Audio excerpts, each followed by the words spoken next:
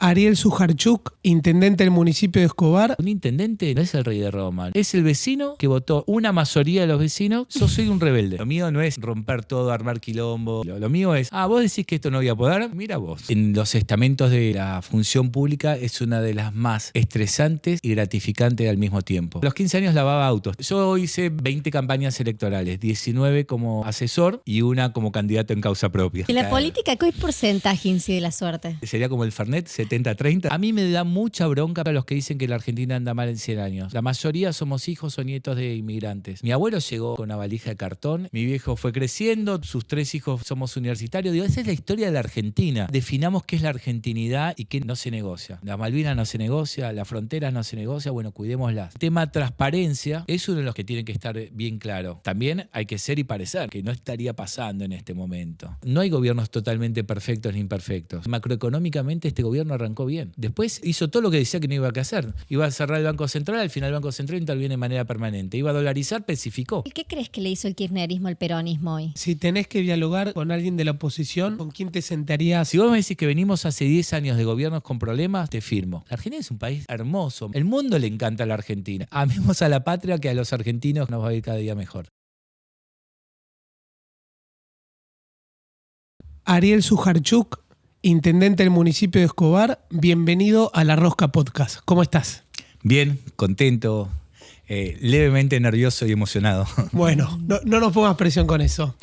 Voy a empezar con una pregunta. ¿Qué significa para vos ser intendente?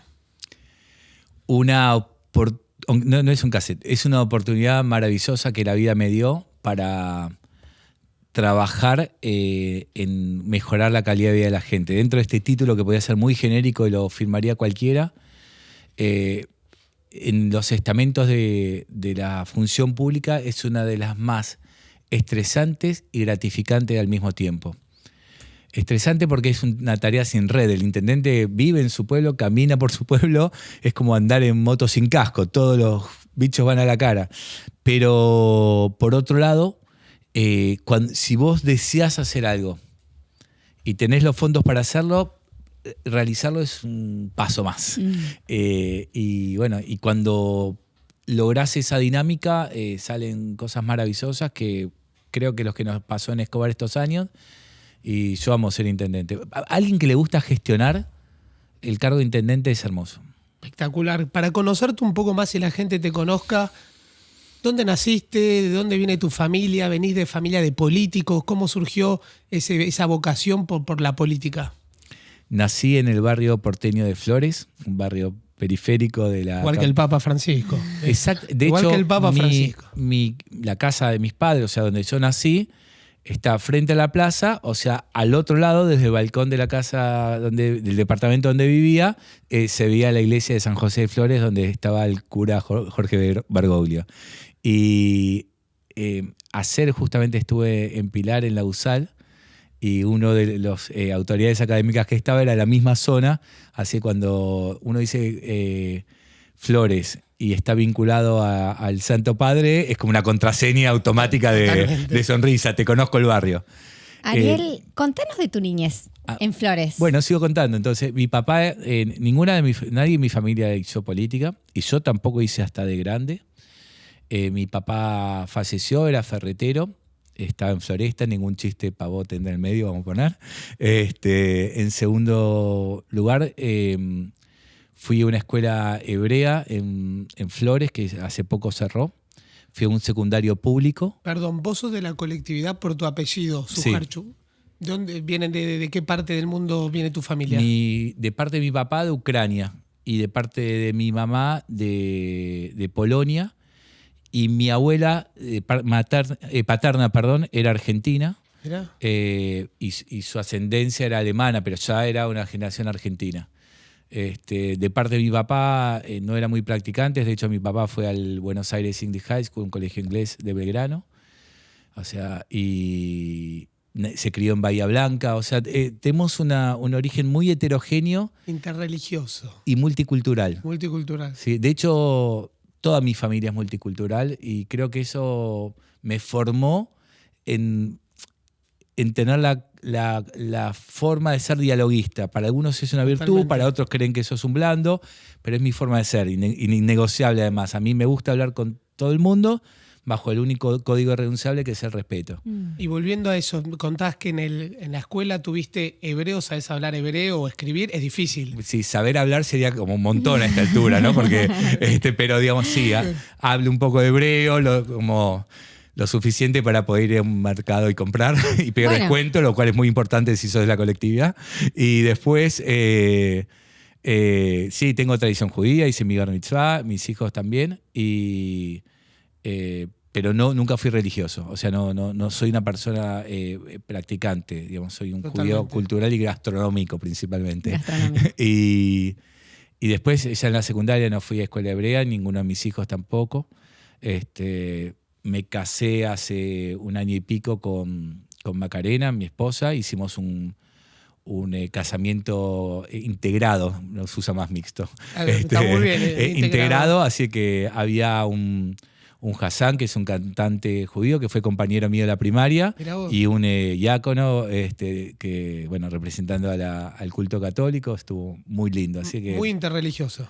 Me gusta. Sí, yo creo en la integración. Además, es muy divertido porque, no sé, de otras religiones, de otras costumbres, viste que todo el mundo del yoga acerca al budismo y mayoritariamente los argentinos no lo somos. Sin embargo, encontrás en algunos lugares de espiritualidad que no tiene que ver con lo religioso, sino con qué te conecta con vos. De hecho, yo tengo un decreto que nombra asesor espiritual del municipio a un pastor y a un cura.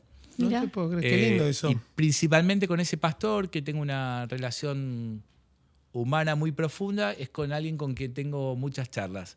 Y no hablamos de religión, yo no soy evangélico, pero su conexión espiritual se vincula mucho con la mía y hace que en momentos difíciles para uno, ¿no? Que no tiene que ver estrictamente con un hecho de gestión, bueno, alguien que te acerca a lo espiritual y te eleva, te permite estar mejor con vos, y si uno está bien con uno, puede estar bien con los demás. Debe haber un común denominador en Flores, porque naciste ahí, Mario Jorge Bergoglio, nuestro Papa Francisco, también ahí, y ambos están, digamos, enarbolando esa bandera de muchas culturas, interreligiosa, así que... Bueno, yo tengo no solamente admiración por el Papa Francisco, sino por sus encíclicas. Laudato Si parece una pieza extraordinaria, profundamente moderna. Van a pasar décadas enteras y se va a leer y releer Laudato Si. El cuidado de nuestra casa en común. Y sí. Y Fratelli Tutti, creo que es la segunda. Fratelli Tutti. Y me parece que son dos piezas sumamente profundas. Ahora acaba de salir la nueva encíclica de León XIV, que todavía no la leí. Pero sobre inteligencia artificial. Exactamente. Y es un mundo al que yo me acerco mucho, pero que el líder espiritual de la Iglesia Católica pueda hablar, expresar y comunicar sobre inteligencia artificial. Bueno, habla una iglesia que no solamente respeta sus dogmas y sus tradiciones, sino que esencialmente observa y opina sobre el mundo que viene. Te podría decir que entre Laudato Si, que tiene, es una propuesta ambiental en un punto, pero ambiental no solamente ecológica, de entender el ambiente como un contexto, pero no el humano como un texto que puede borrar. Sino integral. No. Integral. Y yo no lo digo aún, pero la que acaba de emitir León, creo que es un punto de conexión entre un Santo Padre y el otro. Volviendo un poco, estábamos en tu línea de vida. Porque nos interesa mucho conocer la vida detrás de un intendente, ¿no? ¿Cómo viene? ¿Qué estudiás? Nos remontamos un poco a la... Voy avanzando. Cuando era bueno en contabilidad y matemáticas, de hecho yo fui un perito mercantil porque mi viejo decía, no, con ese título secundario vas a conseguir mejor trabajo. Hoy sería una cosa impensada. Sí. Pero no hace tanto, tengo 54, tampoco me siento tan viejo. No. Y bueno, fui ahí y entonces decía, bueno, seguí económicas, contador, siempre... con esta idea, ¿no? de mi generación, de tu hijo el doctor, Y a mí me gusta el periodismo. De hecho, el colegio que yo iba se llama José Ingenieros y le dicen el Pepe, le siguen diciendo así. El Pepe. Entonces había inventado algo que se llama P-periódico. Entonces hacía la revista del colegio y evidentemente mi vocación estaba para ese lado. Así me anoté en un curso de periodismo y finalmente terminé siendo periodista y nunca terminé. Empecé el CBC Económicas y lo dejé. O sea que de carrera periodista. Primero periodista, después me dediqué a la comunicación. Tuve una empresa de comunicación bastante grande que se llama Choice. Después tuve varias empresas, tuve una actividad empresas y profesional, porque siempre mi actividad empresaria estuvo ligada a mi vocación profesional. Y después me dediqué también al desarrollo inmobiliario. Hiciste de todo, Ari. Sí, sí, un montón. Porque a los 15 años lavaba autos también. No. Sí. A los 15 años Bueno. lavaba auto. ¿Cómo fue eso? Porque desde los 15 años trabajo. Mi papá era, después de tener la ferretería, empezó a ser mayorista de, esto es como deportes, se lo recuerdo, vendía manijas de baquelita para ollas y cacerolas. No explicarle ahora qué es una manija de baquelita, pero es como un plástico que no se quema, que tenían antes las ollas cacerolas y las perillas de cocina. Claro. De esto no existe nada más, hay que ir a googlear en el pasado. Entonces, no sé por qué, porque mis padres, en mi casa no sobraba, pero mis padres siempre dieron hasta lo que no tenían, pero a mí no me gustaba pedir. Soy el tercer hijo, mucho más menor. Mi hermano me lleva casi 11 años y mi hermana 13 años y medio. Llegué tarde, sin explicaciones, sin subtítulos. Y entonces vendía manijas de baquelita, de pericia de cocina o otros productos que vendía mi viejo por las ferreterías. Así dejé de ser un chico tímido, que lo era, nadie me creería ahora.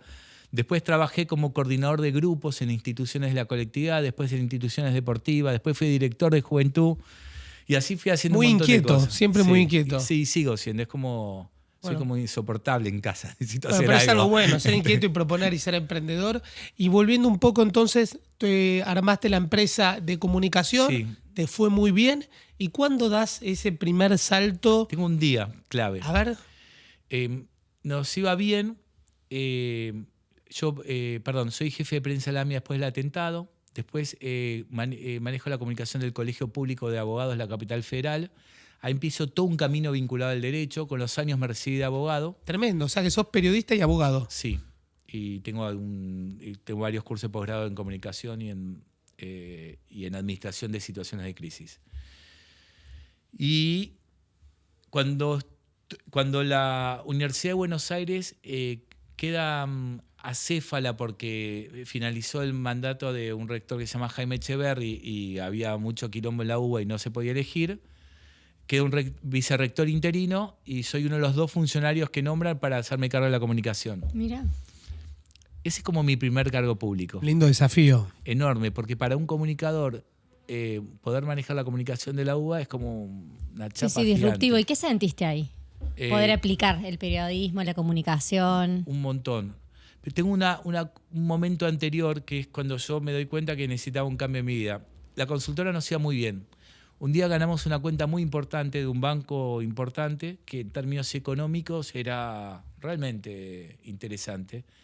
Y yo vuelvo a la oficina, les cuento que la ganamos, todos festejando, porque significa más laburo, más ingresos, más gente. Y yo estaba medio con cara de tuje. Entonces me mira el director de empresa y me dice, ¿pero qué te pasa? Digo, siento que esto no me divierte, no me alcanza. Entonces me fui a dar clases en la UBA y armé un curso que se llamaba Comunicación Eficiente en Medios Masivos. Impresionante. Qué interesante eso. Está buenísimo. ¿Qué edad tenías ahí, Ariel? ¿Te acordás? Y 30 más o menos, sí. Y bueno, y la verdad que fue un éxito, se llenó, venían jueces, abogados, empresas. Todo sobre comunicación eficiente. Sí, cómo mejorar las comunicaciones en una época donde no estaban tan de moda como ahora, éramos como la vanguardia. Y bueno, y empezó a ir muy bien, entonces me instalé mucho en el ambiente universitario también, no solo en el derecho. Para entender, ¿estamos hablando de la facultad de Derecho o Económica? No, Derecho de la UBA. Derecho de la UBA. Empezaste a dar esos cursos y te empezó a ir bien con profesionales, abogados, jueces. ¿Y cómo continúa eso? Entonces, a llegar a Escobar. El que era decano aquel entonces de la facultad era candidato a rector y cae su candidatura. Nadie gana los votos necesarios para reemplazarlo. Así que quedo a cargo de la comunicación del rectorado en crisis. Con esto que te conté hace unos segundos, de que yo me había especializado en administración de situaciones de crisis. Estabas en el momento justo. El momento justo en el lugar indicado. Viste que hay que tener capacidad, oportunidad y una cuota de suerte. ¿Cómo es eso? A ver, capacidad. Y hay que formarse, tener capacidad de gestión y un porcentaje de suerte, como la película Match Point, la moneda de un lado tiene que caer. ¿Y en la caer. política qué porcentaje incide la suerte? Porque viste algunos que están remándola en lodo hace años y Viendo años. tu tono cordobés, sería como el Fernet, 70-30, 70 capacidad, 30 de suerte. Esa es una buena 30 de suerte. O más sintónico, 80-20. Muy etílica mi referencia, sí, ¿no? Sí. Así que, bueno, cuando tengo un mandato en el rectorado, en el segundo, Rubén Aliú, que hoy es funcionario mío en el municipio, que era el rector, me ofrece ser secretario de Relaciones Institucionales. Te diría, es uno de los momentos más lindos de mi vida profesional. Manejaba la uva no académica. Tremendo. En esa relación incluía las relaciones con el gobierno. Construyo una gran relación con Carlos Castañeto, que era el viceministro de Desarrollo Social. Además, le hice la campaña a intendente, como comunicador, como consultor. Construimos una relación, había sido arquero de fútbol, así yo soy muy futbolero, entonces ya te pones a hablar. ¿De qué cuadro sos, Ari? Bueno, del que juega la final Vamos, te vas a Córdoba, vamos River. Yo no voy a Córdoba, va mi hijo, que es relator de fútbol, a trabajar. Pero bueno, mi corazoncito. Y volviendo a esto que contabas que le hiciste la campaña. Mario Kempes. En ese entonces, ¿cómo se hacía una campaña política? Porque hoy, 2026, hablamos de los medios, de Twitter, de las redes sociales, de que las campañas se ganan por redes. Cuando vos hiciste esa campaña, ¿de qué hablamos?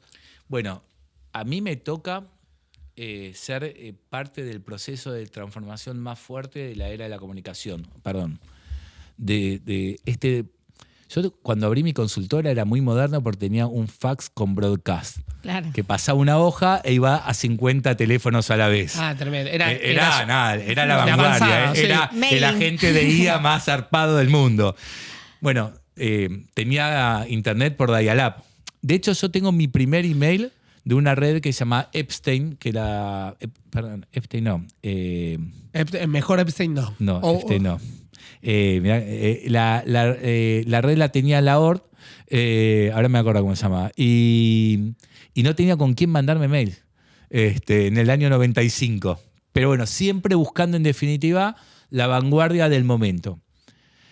Así que con el tiempo pasamos de campañas de publicidad tradicional a que la publicidad comercial se meta en el mundo de la política. Acordate la campaña de la Rúa hecha por Agulla. Después todos empiezan a tener esos formatos. Esa campaña fue tremenda e innovadora en cuanto a la propaganda política, sí. ¿No? Hay libros muy interesantes sobre política y publicidad y comunicación. El de Naomi Campbell, el Etnólogo.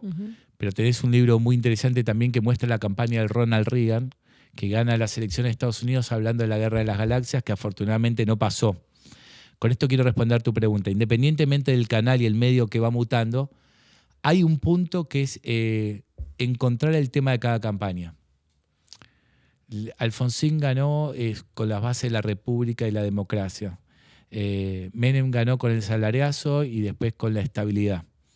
Y así cada uno fue ganando con un tema. El que encuentra el punto de la campaña y lo puede representar, porque no creo que cualquier candidato pueda hacer cualquier producto. Y Ari, entrando más ahí, vos me estás hablando de estos puntos, de estos factores de sensibilidad. Vos debes tener alguna virtud para darte cuenta cómo ganar elecciones mediante la comunicación. Y con eso me gané la vida hasta hace poco. O sea, cuando yo hice 20 campañas electorales, 19 como asesor y una como candidato en causa propia.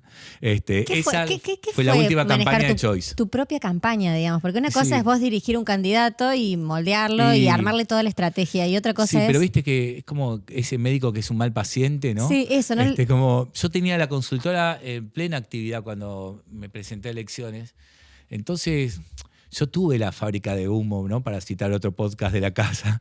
Entonces veía cuando alguien me venía a contar algo, ay, no, yo ya sé, es que me estás... En la tercera hoja del PowerPoint de aquel momento, digo, no. Entonces, con el propio equipo, dijimos, bueno, esta es nuestra última épica.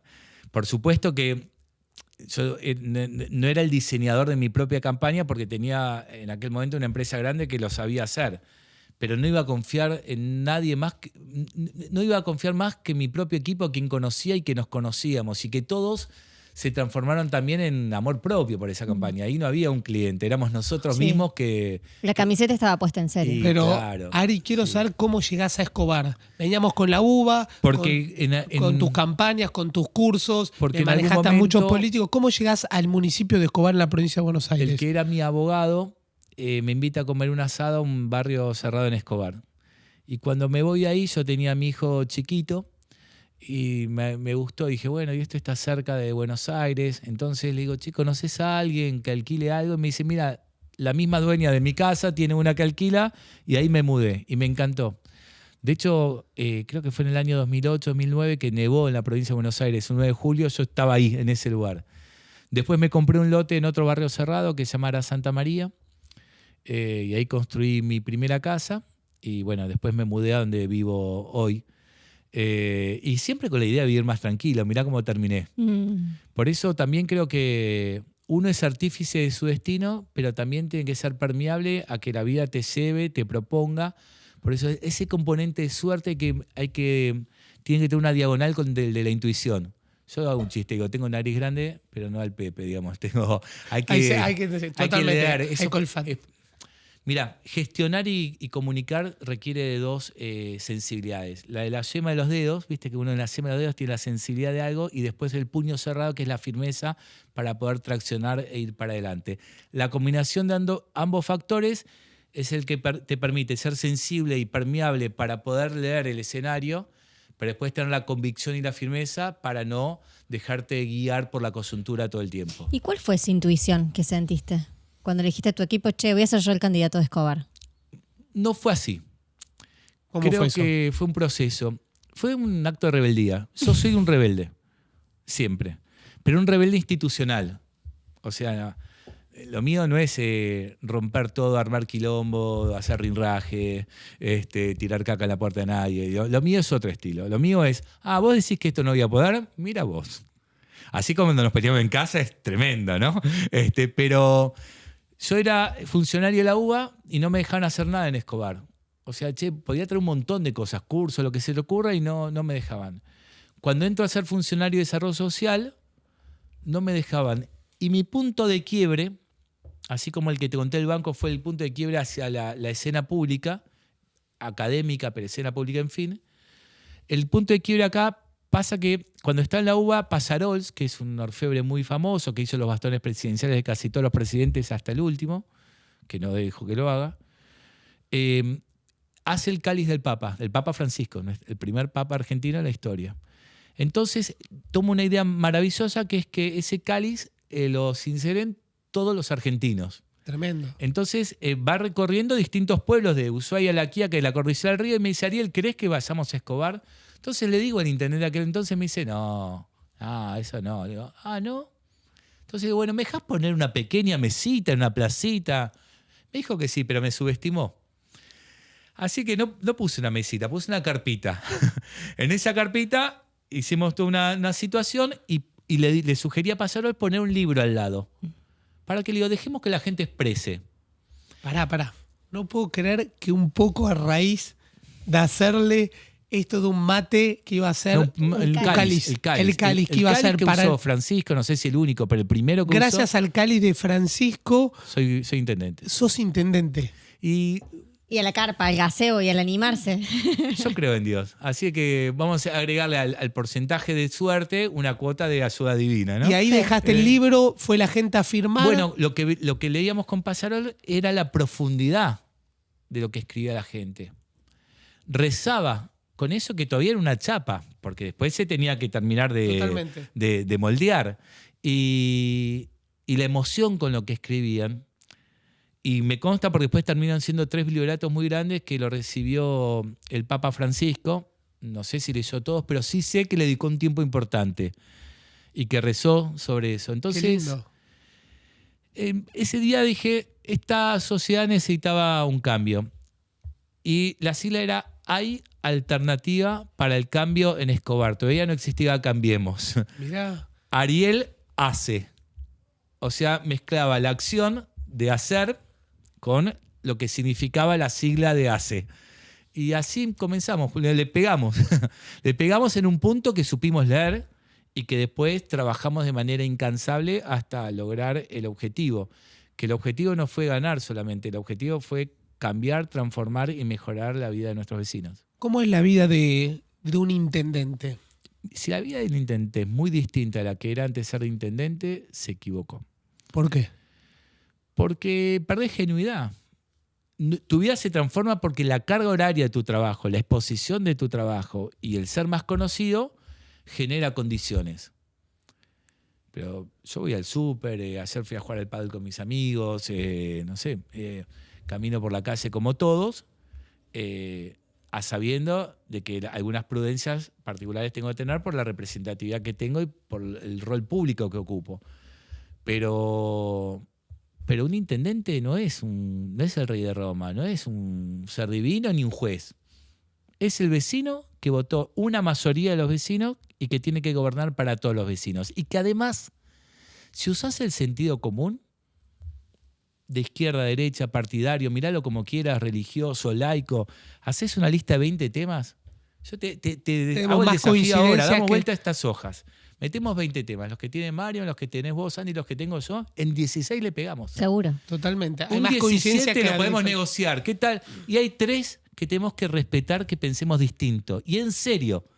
Entonces decís, bueno, mira, Andy, vos no estás de acuerdo con este tema con Mario, yo no estoy de acuerdo con este tema con vos, pero los 9 temas son importantes. Así hay que ponerlo en una hoja. Y un intendente que quiere y ama su ciudad, tiene que terminar lo que otro empezó.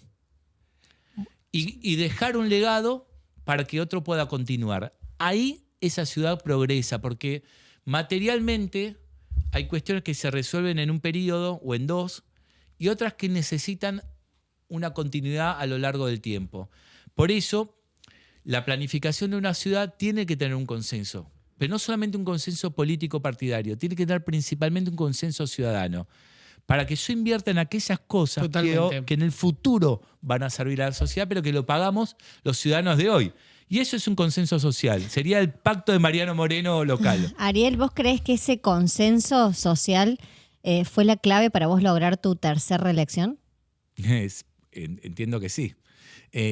Mirá, mi mayor expresión de consenso social se da no solamente en el resultado electoral, sino se da en haber aprobado hace pocos meses un plan estratégico territorial que lo trabajamos durante 4 años, especialmente en pandemia.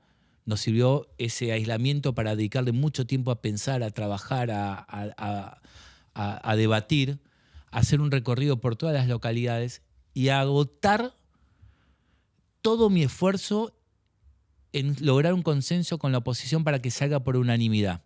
Tremendo. ¿Y de qué tan...? Pero vos decís, ¿pero por qué tan importante si vos tenías mayoría? Porque una señal más, es decir, gobierne quien gobierne, Escobar ya tiene una partitura. Después cada uno es como el himno. Cada uno lo toca con su impronta.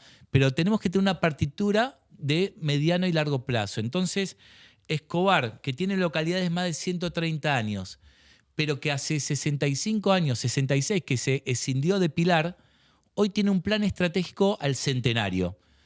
Entonces, decir, 35 años es un montón, yo ahora que tengo 54 creo que es poco. Totalmente. Pero con el para una avance de la ciudad, medicina. te dice, che, no estoy al dedo de cada intendente. Hay una idea, un horizonte claro que no es solamente urbanístico, sino es ambiental, es cultural, es de planificación, es de valores. Totalmente.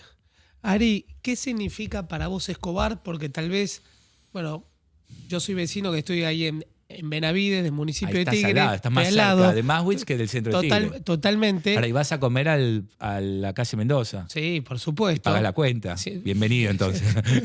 Pago la cuenta. Y a veces sentíamos que Escobar es conocido por Temayquén, se hizo muy conocido por Temayquén, pero creo que ahora vos hiciste muy buen trabajo en lo que es desarrollo inmobiliario con Constantini. Estás me enteré de que anunciaste que va a Mercado Libre. Quiero que cuentes un poco la historia. Temayquén, ¿tenés algo que ver vos con eso? No, para no digas eso porque después empiezan los medios a pegarme que soy el dueño de todo. Imagínate, ojalá sea socio de Pérez Compán y Constantini. No, pero como ahí sí soy el rey de gestionate Roma. para que se desarrolle un municipio. Escobar primero es muy conocido no solamente a nivel nacional, sino a nivel latinoamericano porque es la capital nacional de la flor. Sabía que me ibas a decir, porque yo fui a una de esas fiestas que son espectaculares, que es la Fiesta de la Flor. Claro. La Fiesta de la Flor se crea en el gobierno de Ilia, de Arturo Ilia, junto con otras fiestas nacionales. Y aparte hay como una cinchada de distintas ciudades para ver quién termina de ser la capital nacional de la flor, y esa pelea la gana Escobar gracias a la corriente migratoria de los japoneses. Por eso, mirá lo importante de la diversidad cultural. Los italianos nos trajeron el teatro Seminari. Los japoneses nos trajeron el primer jardín botánico que está en Escobar. de Argentina, y el mismo arquitecto que lo hizo es el que hizo el de la Ciudad de Buenos Aires. Tremendo. Entonces, es muy importante. Y así otras los lusitanos y los italianos, cada uno fue aportando, los españoles, ahora los chinos, con el Año Nuevo Chino que está en Escobar. Digo, diversidad cultural. A la diversidad sin perder identidad. De hecho, las identidades se van resignificando con el paso del tiempo. Así que Escobar trasciende al mundo a través de la Fiesta Nacional de la Flor. Después se instala Temayquén, otro hito también que tiene que ver con lo biológico, con el cuidado animal. Temayquén no es solamente un bioparque modelo en Latinoamérica, sino la Fundación Temayquén invierte millones en los ciervos de los pantanos, en la preservación de esta especie. Muy importante. Con Temayquén trabajamos muchísimo en el rescate animal. Nosotros inauguramos después una granja que se llama la Granja Don Benito, que es en homenaje a Benito Villanueva, que es en algún punto el fundador de Ingeniero Maswich. Y trabajamos en conjunto con rescate animal, con especies, con cura de animales que estaban en cautiverio, con qué hacemos con esos animales cuando no pueden volver a la vida silvestre porque ya ha sido modificado su instinto. En educación. Ahora Escobar también es conocido porque tiene su sede en Malva, el Museo Malva, que está en la ciudad de Buenos Aires, en la ciudad autónoma de Buenos Aires, tiene su segunda sede en el municipio de Escobar. Ahora tiene un ícono cultural de la magnitud de Malva, quizás uno de los más importantes de la provincia de Buenos Aires, que el gobernador estuvo hace poco ahí recorriendo. Cuando conozco a Eduardo Constantini, después de que ganó las elecciones, y almorzamos en Malva, me invita a almorzar y charlamos mucho sobre su proyecto y sobre qué esperaba él y qué esperaba yo de él. Y nos pusimos de acuerdo y armamos un plan estratégico. Le digo, bueno, ojalá un Malva pueda venir. Me dice, imposible. Me dice, esto cuesta mucha plata, los seguros, las obras, todo. Muchos años después se termina materializando. Y en ese acto, Eduardo dice, guarda con lo que Ariel sueña, porque aunque parezca imposible, se puede hacer realidad. Y eso es la política. Es soñar cosas no imposibles, pero realmente difíciles, y trabajar de manera incansable para hacer la realidad o acercarte lo máximo posible a ese ideal. Y después Escobar empieza a crecer porque generamos seguridad jurídica, porque generamos planes estratégicos. El polo industrial, que es impresionante y uno de los más importantes que tiene el país. Eso fue un diseño. Creamos un distrito industrial. Mira, muchos fabricantes, muchos de los que pasan acá por la fábrica Podcast, muchos que estuvieron en la UIA joven, tienen un tema que las fábricas se crearon en cómo se creaban antes también las fábricas, en otro modelo industrial. Por eso no hay que juzgar fuera de época, en donde en una casona grande, en un tinglado, se armaba la fábrica con maquinitas, que la fundó el abuelo, que la siguiente generación fue creciendo. El tema que esa fábrica quedaba en medio de un eje urbano. Entonces al vecino de al lado le hinchaba las guindas. Y bueno, y era una coexistencia no razonable. Planificar una ciudad significa diseñar un distrito industrial, generar las condiciones urbanas, la infra antes que la estructura, la energía, la hidráulica, la viabilidad, que los camiones no pasen por la mitad de la ciudad, pero también generar un sistema de transporte porque hay que llegar hasta ese lugar. Totalmente. Por ejemplo, al Consejo Deliberante envié la semana pasada la extensión de las líneas de colectivo para donde va a estar Mercado Libre. organizar esa planificación, generar una nueva entrada y salida panamericana desde ese parque industrial. Es un laburo hermoso y enorme. ¿Qué tan importante genera para el municipio de Escobar el polo productivo, las fábricas, las industrias? ¿Qué tan importante es? No hay ciudad sin trabajo. O la ciudad dormitorio es un modelo de ciudad antigua. De hecho, el Plan Estratégico Territorial de Escobar prevé una ciudad con un ecosistema completo. Nosotros tenemos industria y industria en expansión. Hace varios años que somos el tercer distrito en crecimiento industrial de manera permanente, segundo en crecimiento habitacional, esto que vos decías, pero en todos los targets. Crecemos en viviendas para sectores de menores recursos, en viviendas en los centros urbanos para lo que es clase media y en viviendas o edificios para sectores económicamente más empoderados. Ese equilibrio genera una ciudad ideal donde todos crecen, una ciudad con inclusión. Y si vos además tenés tu fuente de trabajo o tu fuente de trabajo como trabajador o como empresario, entonces esa ciudad empieza a tener ecosistema. El aporte económico que le genera la industria al municipio a través de la tasa de seguridad e higiene y a través de la economía indirecta, o sea, la cantidad de laburo que da y que esos laburantes consumen y viven en esa ciudad o van a esparcimiento y van a Temaiken o cualquier otro lugar de esparcimiento, es lo que genera ese ecosistema económico. Si le agregás un apoyo a las pymes, tenés una ciudad de futuro. Con esto quiero agregar algo más, que es la economía del conocimiento. Y la verdad que estuve en el polo industrial, es realmente extraordinario, debe ser uno de los más grandes que tiene el país. El parque industrial es un digno logro. de imitar de otras localidades también. Totalmente. Quiero que vayamos un poco al hueso de la política. Bueno, ahí quería ir. ¿Vamos para ese lado? Quería ir. Abro mis venas. A ver. Ariel, ¿cómo te consideras? ¿Peronista? Peronista. Peronista. Antes que sigas. Peronista, pero del diálogo. ¿Pero por qué el pero?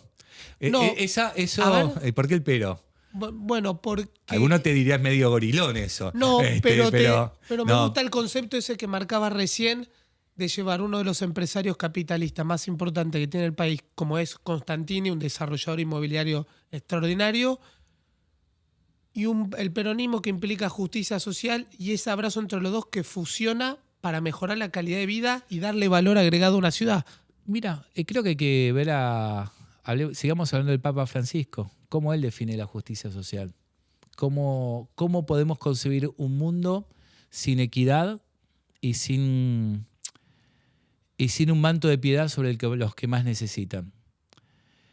A mí me da mucha bronca, pero muchísima bronca los que dicen que la Argentina anda mal en 100 años. La mayoría somos hijos o nietos de inmigrantes. Totalmente.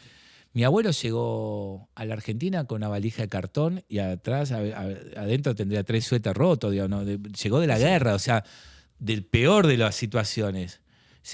Vino a Buenos Aires, de ahí a Bahía Blanca, armó una casa de fotografía que se llamó Arte Moderno, que todavía existe. Mi viejo fue creciendo, sus 3 hijos somos universitarios. Digo, esa es la historia de la Argentina. Si vos me decís que venimos hace 10 años de gobiernos con problemas, te firmo. Pero decir que la Argentina es un país hermoso, maravilloso, lindo. El mundo le encanta a la Argentina. Cuando la Argentina anda un poco bien, el mundo la ve y la mira. Pero no el mundo solamente para invertir, para disfrutarla. Vos preguntarle a algún europeo, digamos que es la parte quizás más atractiva del mundo, que visita Buenos Aires. Quedan fascinados. Sí, fascinados. Entonces, ¿por qué me defino como peronista? Si a vos te fue bien, ¿cómo algo de vos no va a volver hacia los otros? ¿Cómo te sentís? Ese volver puede ir por Cáritas, puede ir por una ONG, puede ir por una entidad educativa, puede ser por tu propia fundación, puede ser por donde quieras. Hay muchas maneras de expresarlo. Pero además, ¿cómo le hablas a tus hijos que ya no nacieron con una necesidad? A mí me tenía que ir bien, porque no me faltaba ni de sobrado. O sea, yo no tenía una opción. Pero lo mejor que puedo hacer por mis hijos no es solamente darle una buena educación formal, sino educarlos en los valores de la solidaridad. Totalmente. Entonces, yo creo que cuando hay una mirada que dice, che, cada uno acá se la tiene que arreglar como pueda, el que no tiene laburo es vago, que no tiene que haber un sistema de salud solidario, que no tiene que haber educación pública, la verdad ofende nuestra argentinidad. Es lo que distinguió a la Argentina en Latinoamérica todos estos años. Totalmente. Siempre hay algo para mejorar y fundamentalmente siempre hay algo para resignificar. Sí, Ari, creo que detrás de todos esos descontentos sociales no tiene que ver con discutir universidad pública o no, sino la transparencia que hay detrás de todos esos manejos y de esos ajustes, digamos, y de estos El cordobazo, espacios, ¿no? la reforma universitaria que se gesta en Córdoba. Desde la sociedad. Es desde la sociedad. Es una bandera que levanta el radicalismo, pero es una bandera que levantamos todos. Digo, tiene que haber, así como hoy hay una conciencia de que equilibrio fiscal es una razonabilidad que hay que sostener, también otra razón que hay que sostener es la fuga de dólares, que no se habla, ¿no? Porque equilibrio fiscal, pero que los dólares desaparezcan, tampoco es una economía que puede estar. Bueno, educación pública de calidad tiene que estar, educación gratuita. También tiene que haber una bandera de defender la salud, el sistema de salud argentino. Estados Unidos, la potencia mundial y líder occidental, no tiene un sistema de salud tan bueno como el argentino. Totalmente. Con todas las críticas que yo podría describir del sistema que tenemos. Entonces, sí, pero tampoco tienen una mirada social como la nuestra, digamos. bueno, entonces, ¿qué Argentina queremos ser? Yo todo eso digo acá. ¿Queremos una Argentina que exporte productos primarios o productos elaborados? Entonces, ¿vamos a vender hidrocarburos en estado crudo o vamos a tener fábricas que produzcan sobre esto? Invito al empresariado entero de la Argentina a que si no quieren más fábricas, pónganla en venta. Van a ver si los capitales del mundo no las quieren comprar. Ahí te das cuenta que la industria nacional argentina vale. No porque lo dice ni el dueño de la empresa, ni el gobernante de turno o de un partido político. Pon en venta todo. Vas a ver que todos las van a ir a comprar. Obviamente te van a comprar a precio de remate y te la van a poner en valor a precio histórico. Bueno, no arruinemos uno de los activos más valiosos que tiene la Argentina. Ariel, ¿qué crees que le hizo el kirchnerismo al peronismo hoy? Fue una etapa. ¿Fue una etapa Sí. terminada? No terminada porque es parte todavía de la sociedad. Yo creo que el gobierno de Néstor Kirchner fue un muy buen gobierno y creo que Cristina aportó muchísimo también a la Argentina. Y creo que el 2019 se pierde principalmente por un agotamiento de estilos, más que de otra cosa. De hecho, Macri hace campaña diciendo que lo que estaba bien iba a continuar y que lo que estaba mal iba a cambiar. Finalmente no hizo eso y a los 4 años vuelve a perder. Lo que creo es que cada estilo es contemporáneo a su época y ahora necesitamos otro camino. voy yo con una pregunta. Me encanta. Hoy la gente, la sociedad, está exigiendo lo que es la transparencia. Hay cambios que hizo este gobierno que la gente, digo que ya creo que no importa la bandera política, no se puede volver para atrás. Tema de transparencia. Yo estaba convencido que no se podía volver para atrás y mira, vuelven atrás con No, bueno, dar pero la sociedad ya remedios, no con las banca más jubilaciones, privilegios. con los Digo, como con la- discapacitados. Guarda con esa frase, grabémosla, porque a mí me dijeron que esto tiene que durar en 6 Esto meses. No sé, la verdad es que para que algo no vuelva para atrás, tiene que entrar en la gente más que en los dirigentes. De verdad, tiene que entrar fuertemente en la gente. Yo quiero, perdón, que no es Es de una estilo charla de amigos. interrumpir al conductor, pero de verdad definamos qué es la argentinidad y qué no no se negocia. Las Malvinas no se negocia, las fronteras no se negocia, bueno, cuidémoslas. Bueno, cuidemos aquellas cuestiones que realmente hacen a nuestra identidad nacional. No todo entra en un Excel. Y yo creo que el tema transparencia es uno de los que tiene que estar bien claro. También hay que ser y parecer, ¿no? Que no estaría pasando en este momento. ¿Cómo te imaginás tu futuro? Tuviste es tu tercer mandato como intendente. ¿Cuáles son tus planes dentro de la política? Porque se nota que tenés una vocación extraordinaria, has transformado el municipio de Escobar. ¿Cómo ves el futuro del peronismo? ¿Qué es lo que te imaginás para el futuro? ¿Sentís que se puede armar algo nuevo? ¿Quién te gusta? ¿Tenés algún referente? Y te vas a doble pregunta. ¿Tenés algún referente? Un referente del peronismo y que no sea el peronismo. Vamos por partes. De mi futuro, mi respuesta más sincera es no tengo la más pálida idea. No sé qué va a hacer. No, lo hablé en terapia el otro día, para que hablar de intimidad. ¿Se puede renovar de vuelta en No, Escobar? me No. parece que En este momento hay una ley que limita las reelecciones de los intendentes. Si este año no se quita o el año que viene, yo ya no puedo ser reelecto como intendente. ¿Serías reelecto por cuarta vez? Si que se modifica la ley, tendría que ver si yo quiero seguir o no, que es algo que tampoco tengo decidido. Mi principal cambio personal, antes planificaba todos los escenarios. Ponele el 2015, si gano, si no gano, si está, si no, qué hago con la empresa. Era como un maníaco obsesivo que Sí, no, sí, que estaba- decía, ¿cuántos gente escenarios to- puede haber? 11, 12, por la Sí. duda. Hasta, no sé, hasta el color índigo planificaba. Hoy no. Hoy toda mi atención está puesta en este semestre en qué va a pasar con la economía, que a nivel de los sectores más vulnerables está re jodida la cosa. Quiero que a fin de año podamos volver a escuchar esto y ver qué pasó. Porque nunca vi, desde que soy intendente, tanta gente en situación de calle. El impacto de haber cortado el programa Remediar, que tiene 25 años, va a ser gravísimo. Va a aumentar la mortalidad infantil ahora que empezó el frío en las bronquiolitis. Y va a aumentar la mortalidad de los adultos mayores con lo que está pasando con PAMI. Es jodido porque un plan económico no puede incluir la no vida. Lo dice el presidente incluso. La Constitución, Alberdi, preserva la vida y la propiedad privada. Bueno, la vida tiene que ser el primer valor supremo a preservar. Si la economía no puede preservar la vida, es una mala política económica. Así que todo este semestre me vas a ver a mí preocupado en este tema, porque no es momento de que piense en mí por encima de esta circunstancia. El año que viene, que es el año de las elecciones, veré que es de mí, de mi espacio y demás. Si yo no soy reelecto, no es muy importante. Me importa más que el espacio al cual pertenezco, el ACE, y que tiene una línea de trabajo, cualquier compañera de nuestro espacio pueda ocupar ese lugar y continúe con ese camino. Porque además la característica de nuestro espacio, siendo a tu pregunta, es que no solamente hay gente del peronismo. Hay radicales, hay gente del PRO, hay... Es muy plural.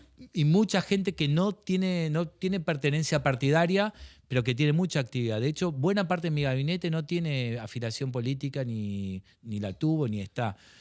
O sea, es realmente... Hoy, mientras venía para acá, me escribió un grupo de vecinos de Mateu diciéndome que están preparando un proyecto y que quieren colaborar con la gestión. Ese es el modelo de gestión mía.